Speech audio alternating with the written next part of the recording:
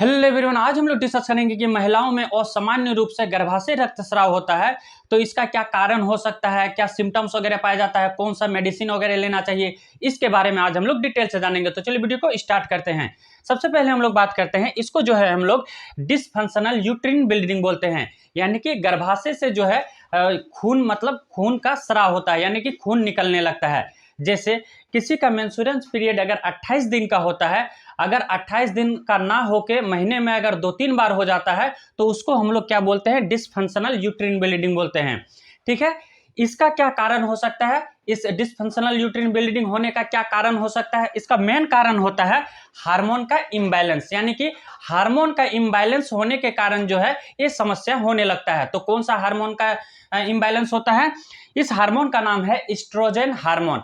इसका जो है इसका मात्रा अधिक मात्रा में बढ़ जाने के कारण जो है डिसफंक्शनल यूट्रिन ब्लीडिंग होने का संभावना रहता है। इसके बाद इसका क्या क्या सिम्टम्स वगैरह पाया जाता है? इसका मेन सिम्टम्स पाया जाता है मेंस्ट्रुएशन ब्लीडिंग, यानी कि जो है जो मेंस वगैरह होता है तो ये क्या होता है, काफी ज्यादा मात्रा में ब्लीडिंग होने लगता है, महीना में 2-3 बार हो जाता है, इरेगुलर हो जाता है, यानी कि अनियमित हो जाता है, कोई टाइम टेबल नहीं रहता है।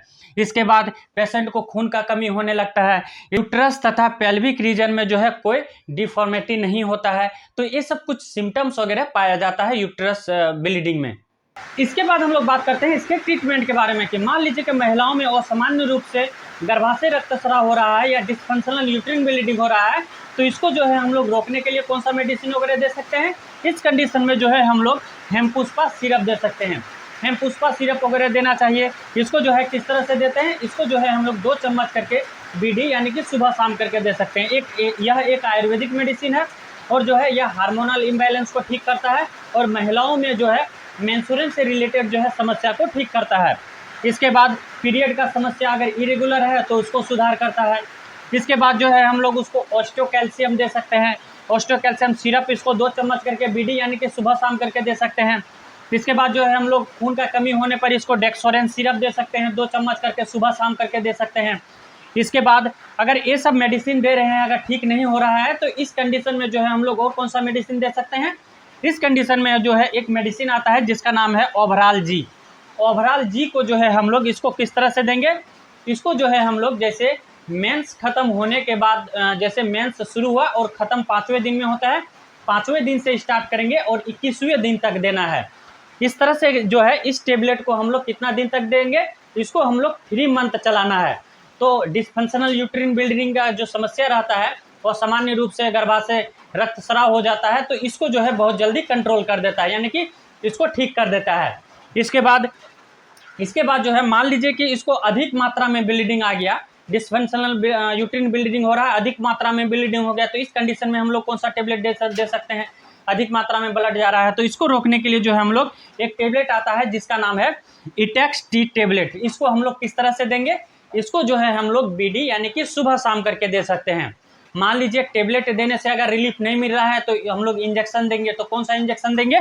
इंजेक्शन का नाम है टेक्साकाइंड। इसको हम लोग इंजेक्शन दे सकते हैं। इसका कंपोजिशन हो गया ट्रेनेक्सामिक एसिड 5 ml, यानी कि 5 ml में रहता है। इसको जो है हम लोग किस तरह दे सकते हैं? इसको हम लोग आईवी यानी कि डायरेक्ट इंट्रावेनस में दे सकते हैं। ठीक है, इसके बाद इंजेक्शन देते हैं तो क्या होता है, ब्लीडिंग का मात्रा अगर ज़्यादा हो रहा है तो धीरे धीरे उसको आराम कर देता है, ठीक करता है। ठीक है, इसके बाद जो है हम लोग और इसमें क्या दे सकते हैं? इसमें जो है इंजेक्शन हम लोग कैल्शियम सेंडोज दे सकते हैं। इसको किस तरह देना है? इसको जो है हम लोग ड्रिप में देंगे, यानी कि सलाइन के माध्यम से जो है हम लोग इसको दे सकते हैं। इसके बाद और कौन सा टेबलेट दे सकते हैं? इसके बाद जो है हम लोग इसमें और कौन सा टेबलेट दे सकते हैं? इसमें जो है एक टेबलेट आता है जिसका नाम है हेमसिल टेबलेट। इसको जो है हम लोग किस तरह से दे सकते हैं? हेमसिल को इसको जो है हम लोग एक टेबलेट करके दिन में 3 टाइम दे सकते हैं, यानी कि सुबह शाम दोपहर। ठीक है, टीआईडी दे सकते हैं। कितना दिन तक देना है? हम लोग 5 दिन तक दे सकते हैं, 4-5 डेज तक दे सकते हैं इसको। इसका क्या कंपोजिशन रहता है? इसमें क्या क्या मिला हुआ रहता है? इसमें जो है इथानसाइलेट मिला हुआ रहता है, मेनाडायोन मिला हुआ रहता है, ट्राइबेसिक कैल्शियम फॉस्फेट इसमें मिला हुआ रहता है, यानी कि 3 कंपोजिशन जो है इसमें मिला हुआ रहता है।